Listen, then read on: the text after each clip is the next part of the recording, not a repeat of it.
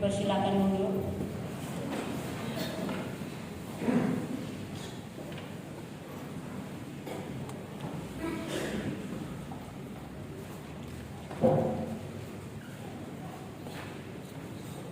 Shalom Bapak Ibu dan Saudara. Shalom. Puji Tuhan, hari ini kita boleh diberikan kesehatan, kekuatan oleh Tuhan untuk boleh bersama-sama beribadah dan juga bersama-sama untuk mendengarkan firman Tuhan hari ini. Luar biasa Bapak Ibu yang dikasihi oleh Tuhan. Berikan kemuliaan bagi Tuhan Bapak Ibu. Puji nama Tuhan. Bapak Ibu yang dikasihi oleh Tuhan, pada hari ini nas firman Tuhan untuk kita terambil dari Yohanes pasal 10 ayat 11 sampai 18. Yohanes pasal 10 ayat 11 sampai 18. Amin. Kita baca secara bergantian Bapak Ibu yang dikasihi oleh Tuhan. Ayat 11 saya, ayat yang ke-12 Bapak Ibu. Kita baca secara perlahan supaya kita boleh sama-sama memahami firman Tuhan ini. Dengan judul perikop Gembala yang Baik. Akulah gembala yang baik. Gembala yang baik memberikan nyawanya bagi domba-dombanya. Sedangkan seorang pengembala yang bukan gembala dan yang mengetahui domba-domba itu sendiri, ketika melihat serigala datang, meninggalkan domba-domba itu lalu lari, sehingga serigala itu menerkam dan mencelakakan domba-domba itu. Ia lari karena ia seorang upahan dan tidak memperhatikan domba-domba itu.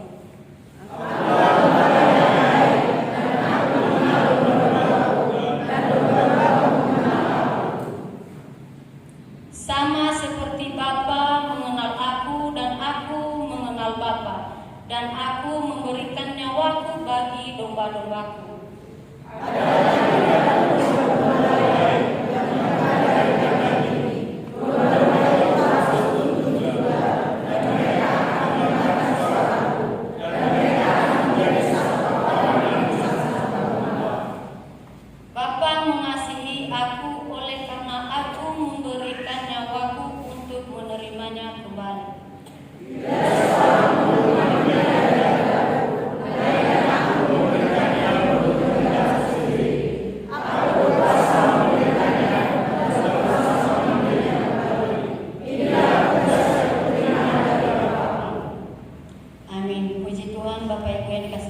Sebelum kita masuk ke dalam isi firman Tuhan, mungkin ada pertanyaan yang perlu kita renungkan dalam hidup kita. Sudahkah kita menjadi gembala yang baik di hadapan Tuhan? Sudahkah kita menjadi pemimpin yang baik di setiap tugas yang dipercayakan kepada kita, baik di gereja, di rumah maupun di luar sana?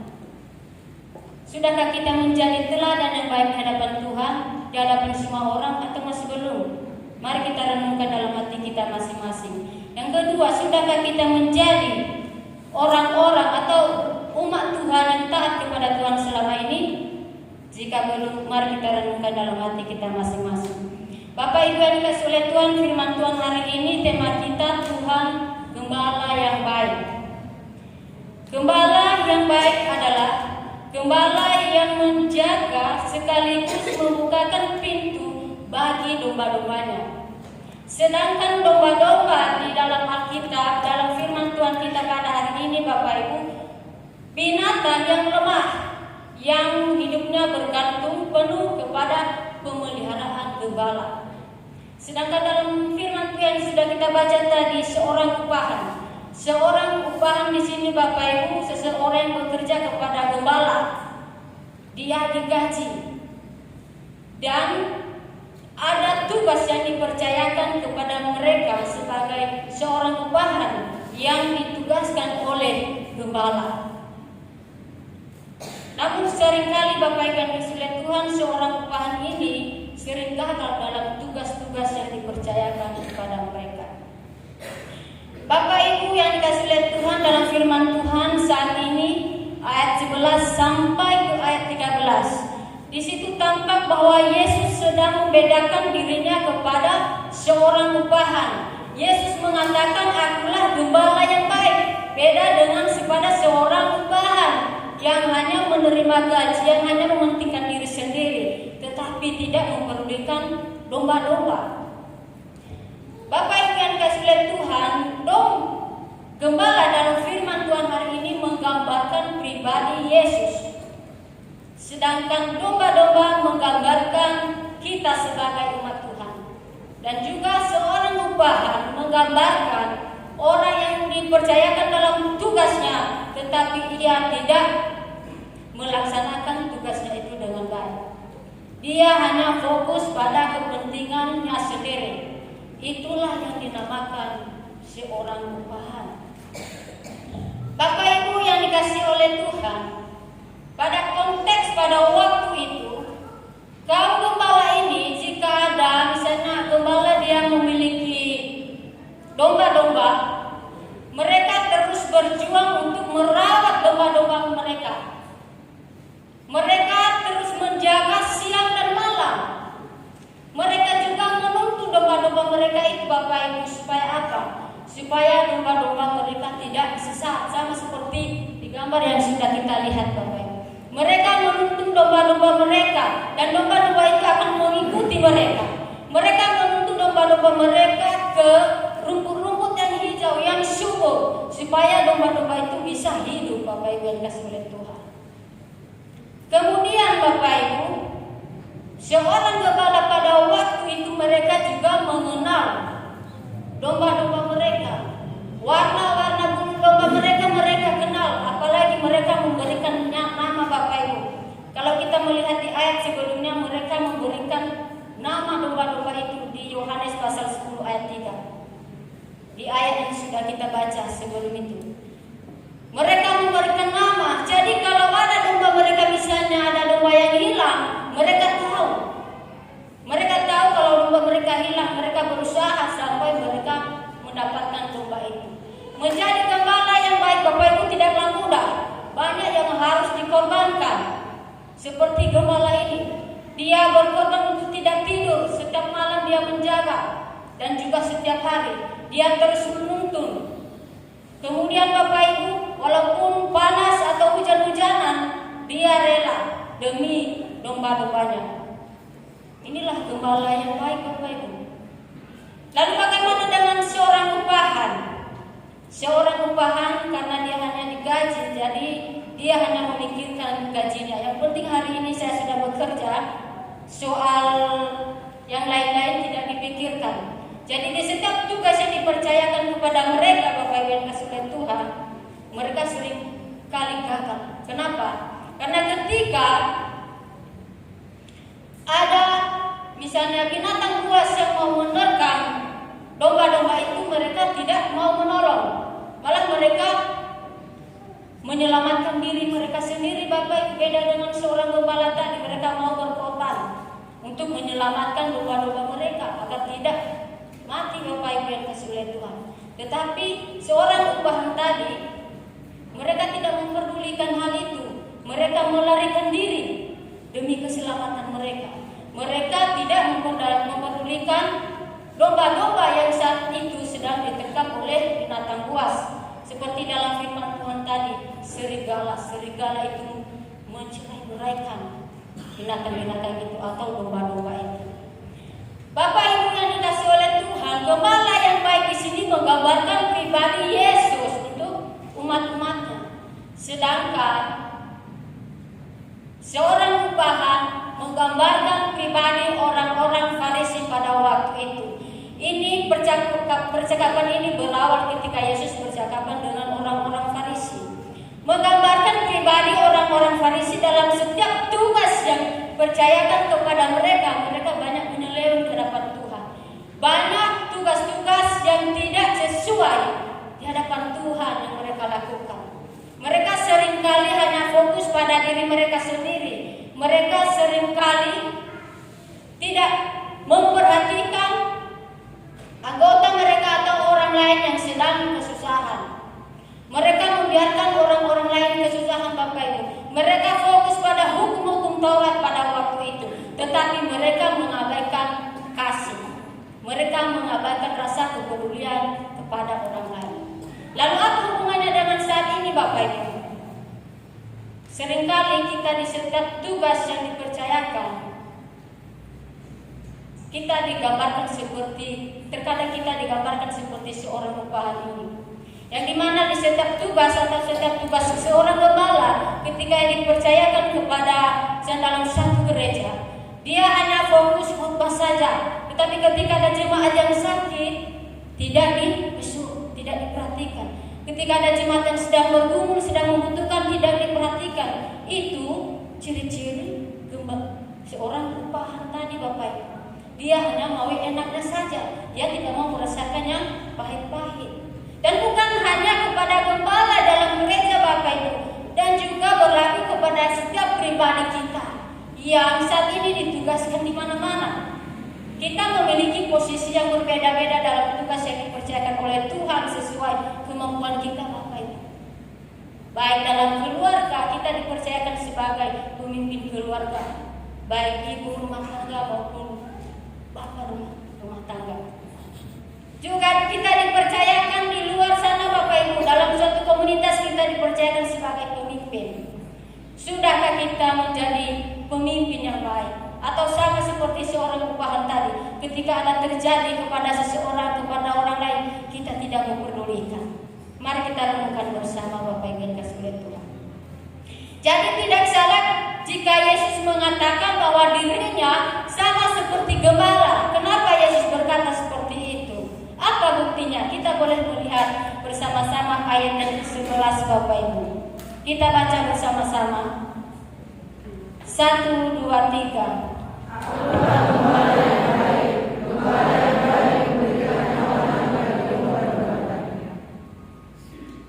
Kemudian ayat 17, Bapak Ibu.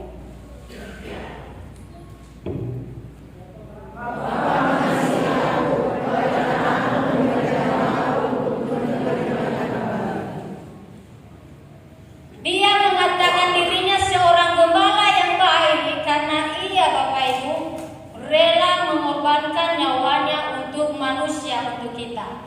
Kita yang berdosa ini, kita tidak mampu menebus dosa kita sendiri, Bapak Ibu. Yang bisa menebus dosa kita hanyalah Tuhan Yesus. Kalau di zaman PL, Bapak Ibu yang kasih Tuhan, yang sering dikorbankan ketika seseorang berbuat salah, apa yang dikorbankan, Bapak Ibu?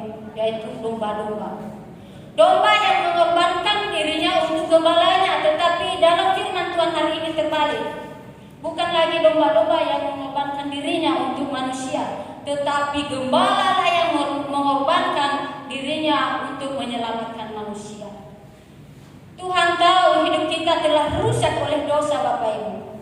Tuhan tahu kita telah jatuh di dalam dosa dan tidak bisa bangkit lagi, Bapak Ibu, oleh karena dosa kita itu. Hubungan kita dengan Tuhan oleh karena dosa telah putus. Lalu bagaimana cara memperbaikinya, Bapak Ibu? Harus melalui darah Yesus. Jadi Yesus berkorban untuk kita sebagai umatnya, untuk memperbaharui hidup kita, mendamaikan kita kembali dengan Tuhan. Jadi Bapak Ibu yang kasih oleh Tuhan, mari kita renungkan bersama. Yesus berkorban untuk kita demi menghapus dosa-dosa kita, demi menebus dosa-dosa kita. Inilah buktinya mengapa Yesus mengatakan, akulah gembala yang baik, sama seperti gembala yang saya ceritakan tadi, Bapak Ibu. Mereka banyak berkorban untuk domba-domba mereka, begitu juga dengan Yesus. Ia berkorban untuk kita. Yesus tidak mau kehilangan domba-domba pilihannya yang sudah dia selamatkan dari bangsa Mesir pada waktu itu. Ia terus menolong, ia terus memberkati, bahkan ia menyelamatkan setiap orang-orang yang sudah jatuh ke dalam dosa. Apapun resikonya, Bapak Ibu, ia menghadapi hal itu. Yang kedua, Bapak Ibu, sebagai gembala yang baik, ia juga mengenal domba-dombanya seperti yang sudah kita baca tadi ayat 14. Kita baca bersama-sama ayat 14, Bapak Ibu.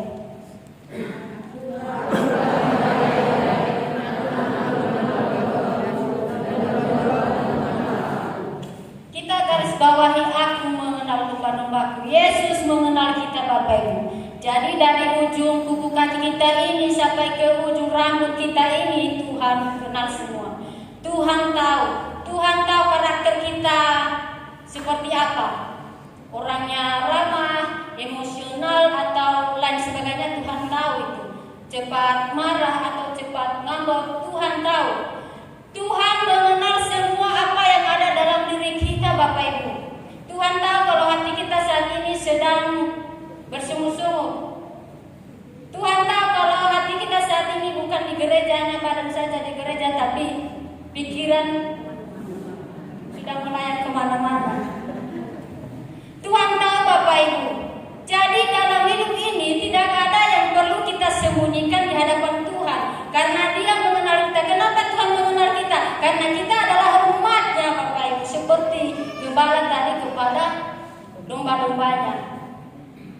Jadi Tuhan mengenal kita karena kita miliknya, karena kita umat pilihannya, Bapak Ibu yang dikasih oleh Tuhan.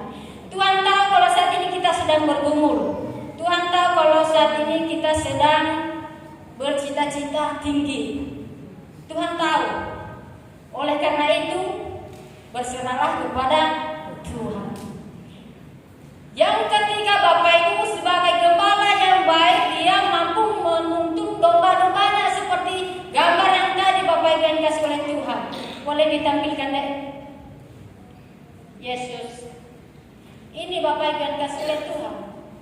Yesus mampu menuntun domba-dombanya, kita sebagai umatnya. Kenapa Yesus menuntun kita? Kenapa kita juga harus butuh untuk dituntun? Karena kita manusia yang lemah, Bapak Ibu, seperti yang saya katakan tadi. Domba itu binatang yang lemah. Hidup mereka bergantung pada gembala pada waktu itu.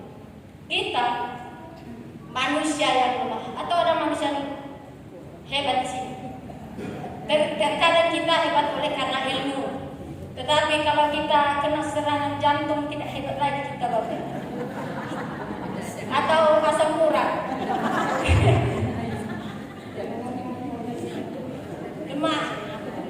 Lemah kita mengalami asam urat. Kita manusia yang lemah, Bapak Ibu. Makanya Tuhan menuntun kita. Kalau Tuhan tidak menuntun kita, kita bisa sesat menghadapi menjalani hidup ini. Kita bisa jatuh ke dalam dosa. Kita bisa kehilangan Tuhan dalam hidup kalau Tuhan tidak menuntun kita. Maka dari itu Tuhan menuntun kita supaya kita tidak jatuh. Tuhan menuntun kita kemana, Bapak Ibu? Seperti kaum gembala tadi, mereka menuntun domba-domba mereka ke rumput yang hijau dan ke rumput yang subur supaya domba-domba mereka boleh hidup. Begitu juga dengan kita.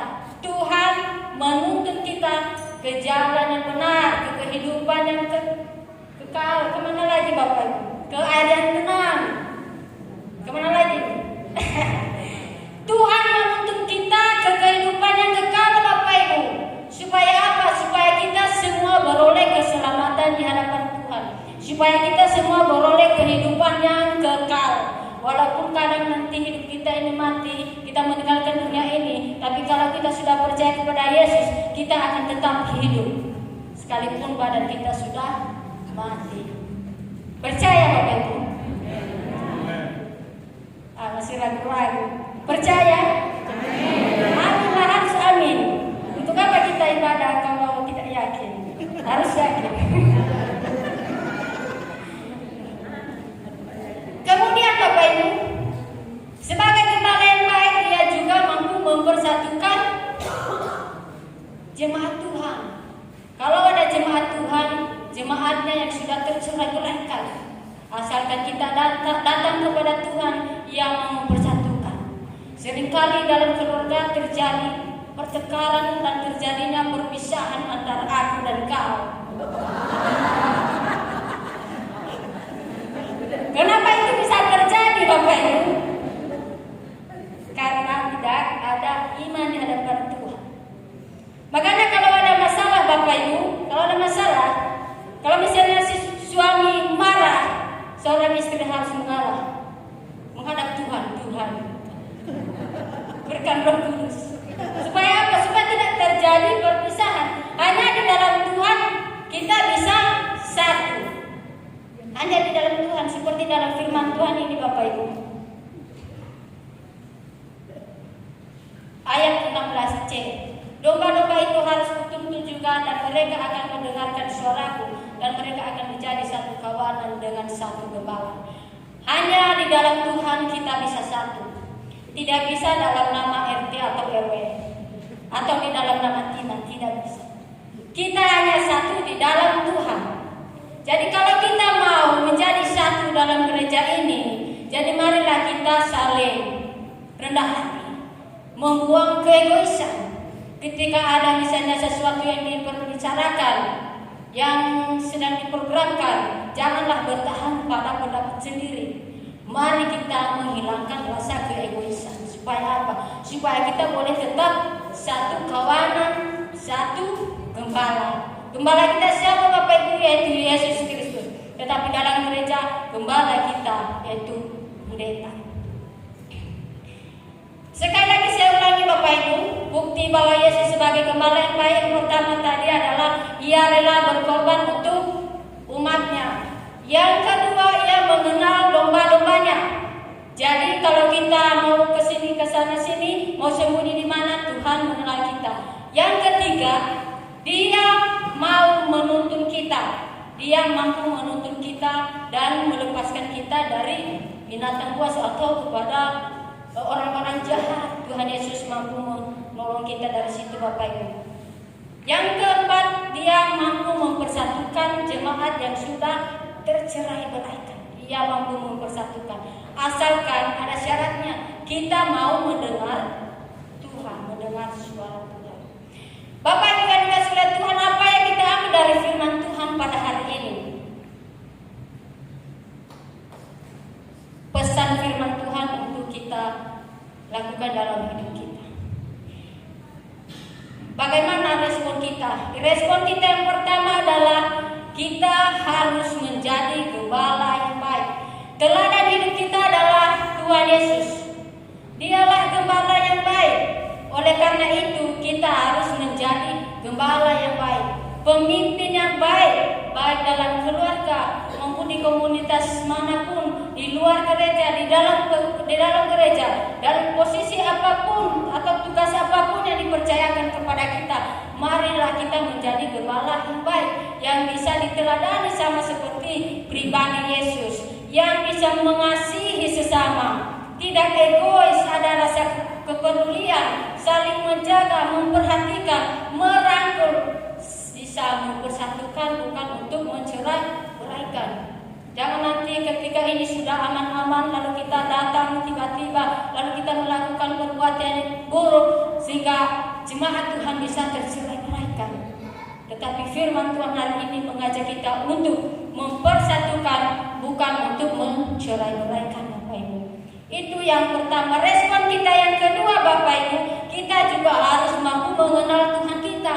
Jangan kita sendiri yang beruntung. Jangan hanya Tuhan saja yang mengenal kita, tetapi kita juga harus mengenal Tuhan. Siapa itu Tuhan? Kalau kita tidak mengenal Tuhan Bapak Ibu dan saudara semua, sia-sialah kita datang beribadah saat ini. Tetapi oleh karena kita mengenal Tuhan, sia-sia. Oleh karena kita mengenal Tuhan, ibadah kita, persekutuan, doa kita di setiap hari tidak sia-sia Bapak Ibu. Kita juga harus penting mengenal Tuhan karena Tuhan sudah mengenal kita. Kita sudah membaca tadi. Tuhan mengenal kita, maka kita juga harus mengenal Tuhan. Bagaimana cara kita mengenal Tuhan? Sementara Tuhan tidak ada di hadapan kita saat ini. Pasti kita bingung bagaimana caranya. Apa kita harus mati dulu supaya kita bisa ketemu Yesus? Tidak Bapak Ibu. Kita mengenal Tuhan dengan cara lewat Alkitab. Rajinlah membaca Alkitab. Walaupun saya kadang malas-malas. Tapi Bapak Ibu jangan malas. Kita harus rajin membaca Alkitab Bapak Ibu. Rajin datang beribadah, rajin berdoa, rajin mengikuti cell group. Kadang kalau saya ke cell group hanya beberapa orang yang ikut, banyak yang tidak datang. Rajinlah cell group. Di situ ada sharing-sharing firman Tuhan. Semakin rajin kita datang ke cell group, ke persekutuan misalnya ibadah bapak-bapak, ibadah ibu-ibu PW, ibadah kaum pemuda. Kalau kita sering rajin Bapak Ibu, semakin sering kita beribadah, semakin kita semakin mengenal Tuhan. Respon yang ketiga, ada banyak respon ini Bapak Ibu. Respon kita yang ketiga adalah kita harus menjadi domba yang baik, yang mampu mendengarkan suara Tuhan dan menaatinya. Seperti dalam firman Tuhan tadi, domba-dombaku mendengarkan aku. Kita harus mendengarkan suara Tuhan. Di dunia ini Bapak Ibu, dalam hidup ini ada banyak suara-suara yang hampir menyerupai suara Tuhan, sehingga kita tidak bisa membedakan mana suara Tuhan dan mana suara yang menyesatkan. Suara iblis yang menjatuhkan kita. Contohnya Bapak Ibu, mungkin pernah terjadi dalam kehidupan Bapak Ibu. Di sana sudah siap-siap ke gereja, lalu datanglah kawan kita. Oh, mau kemana? Ke gereja. Allah, ngapain ke gereja? Lihat dulu tetanggaku itu, sering-sering dia beribadah. Mereka setiap minggu ibadah, tapi setiap hari berantem sama suaminya. Lalu ada orang lain juga bertemu dengan orang lain, bertanya, kamu kemana? Mau gereja, mau ibadah. Allah, ngapain ibadah? Orang itu sering ibadah tapi mereka tidak maju-maju. Usaha mereka tidak berkembang. Saya yang malas beribadah ini, hidup saya menjadi kaya bahagia. Allah Bapak Ibu, kalau kita tidak kuat iman kita bisa terbangat. Oh iya ya, sama aja deh. Yang ibadah dengan yang tidak ibadah. Bapak Ibu, yang dikejar oleh orang beriman bukanlah harta. Yang dikejar oleh beriman adalah kehidupan yang kekal.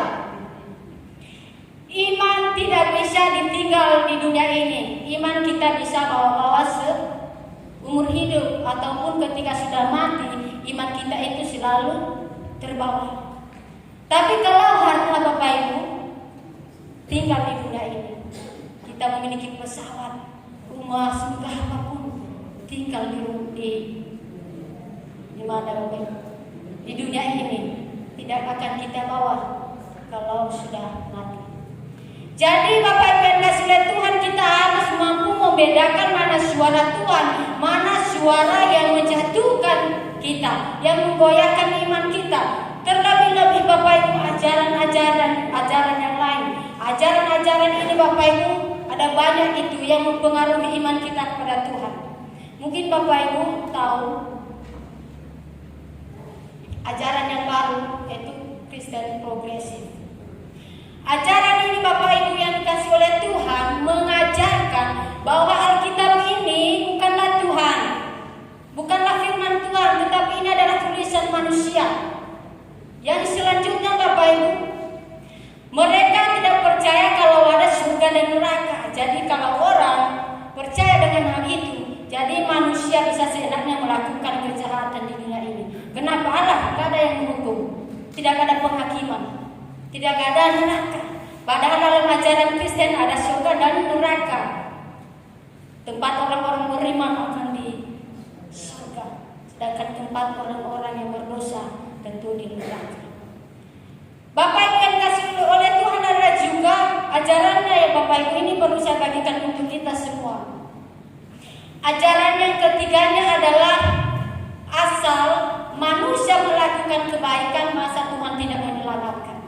Yang penting saya bisa melakukan kebaikan kepada orang lain, maka saya percaya Tuhan menyelamatkan. Bapak Ibu percaya hal itu? Tidak. Kenapa? Karena orang yang jahat pun bisa melakukan kebaikan Bapak Ibu. Tetapi apa yang penting dalam Kristen, yaitu keimanan kita. Kita tidak bisa diselamatkan oleh diri kita sendiri melalui usaha kita, melalui pemberian kita kepada orang lain. Tetapi kita diselamatkan oleh anugerah, oleh karena keimanan kita kepada Tuhan. Pertobatan kita, percaya kepada Tuhan, Tuhan akan menyelamatkan kita, maka Tuhan menyelamatkan Bapak Ibu yang kasih oleh Tuhan. Jadi kalau dengan usaha kita sendiri, tidak salah kita mengasihi sesama, tetapi itu hanya respon kita sebagai umat Tuhan atas kasih Tuhan dalam kehidupan kita. Luar biasa. Jadi kalau kita tidak memiliki iman yang kuat dan teguh Bapak Ibu, kita bisa goyah, kita bisa mengikuti ajaran tersebut. Dan sekarang Bapak Ibu boleh mencari-cari nanti di YouTube. Ini lagi heboh-hebohnya ajaran Kristen progresif. Dia memang Kristen, tapi ada progresif. Bapak Ibu yang dikasih oleh Tuhan, sekali lagi saya ulangi untuk kita, supaya kita boleh merenungkan.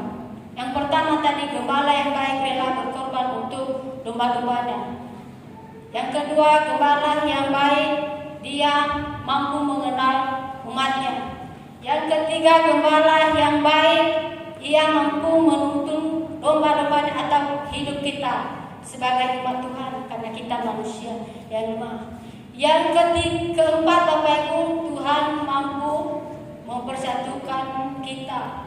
Ya, kalau ada keluarga kita yang sudah lama tidak berdamai dengan kita, datanglah kepada Tuhan supaya segera ada kedamaian. Kemudian Bapak Ibu, pesan firman Tuhan sebagai respon kita atas kasih Tuhan. Yang pertama, kita harus menjadi gembala yang baik sama seperti Yesus sebagai gembala kita. Yang kedua, respon kita yang kedua, kita harus mampu mengenal Tuhan sebagai gembala kita. Respon kita yang ketiga, Bapak Ibu, kita harus mampu mendengarkan suara Tuhan dan menaatinya sama seperti Yesus yang menaati Bapa sampai mati. Mudah-mudahan kita semua juga bisa menjadi orang-orang yang taat kepada Tuhan sampai akhir hidup kita. Amin, Bapak Ibu. Kemudian Bapak Ibu yang dikasih oleh Tuhan, respon yang keempat, ini terakhir Bapak Ibu. Respon yang keempat, kita juga harus rela berkorban untuk Tuhan. Seperti Tuhan mengorbankan nyawanya untuk kita, maka kita juga harus berkorban untuk Tuhan. Apa yang kita korbankan? Nyawa pun bisa, Bapak Ibu. Banyak para hamba Tuhan yang melayani di luar sana yang dibunuh oleh karena Tuhan. Apalagi yang kita korbankan untuk Tuhan, waktu kita. Tuhan meminta kita ibadah hanya 1 jam atau 5 menit kalau misalnya doa pagi. Luangkanlah waktu, korbankanlah itu untuk Tuhan. Apa yang perlu kita korbankan lagi Bapak Ibu? Tenaga kita. Jadi apapun itu kegiatan dalam Tuhan, kita harus mengorbankan tenaga kita untuk Tuhan. Kemudian kita juga harus mengorbankan waktu kita untuk melayani Tuhan. Jadi Bapak Ibu yang dikasihi oleh Tuhan, kita sebagai umat Tuhan, kita harus merespon kasih Tuhan dalam hidup kita, dalam hidup ini dengan mau berkorban untuk Tuhan. Harta kita juga boleh kita korbankan untuk Tuhan. Jadi kalau ada bazar-bazar itu sebagai pengorbanan kita untuk Tuhan. Atau kalau ada program gereja kita ikut serta membantu memberikan sedikit, itu juga merupakan pengorbanan kita untuk Tuhan. Amin Bapak Ibu. Semoga firman Tuhan ini boleh kita terapkan dalam hidup kita. Kita boleh melakukan dimanapun kita berada. Kita bersatu dalam doa. Tuhan yang luar biasa dalam kehidupan kami bersyukur pada pagi hari ini kami boleh mendengarkan firman Tuhan. Kami percaya Engkaulah gembala kami yang baik yang boleh menuntun kami, mengenal setiap kehidupan kami. Inilah kami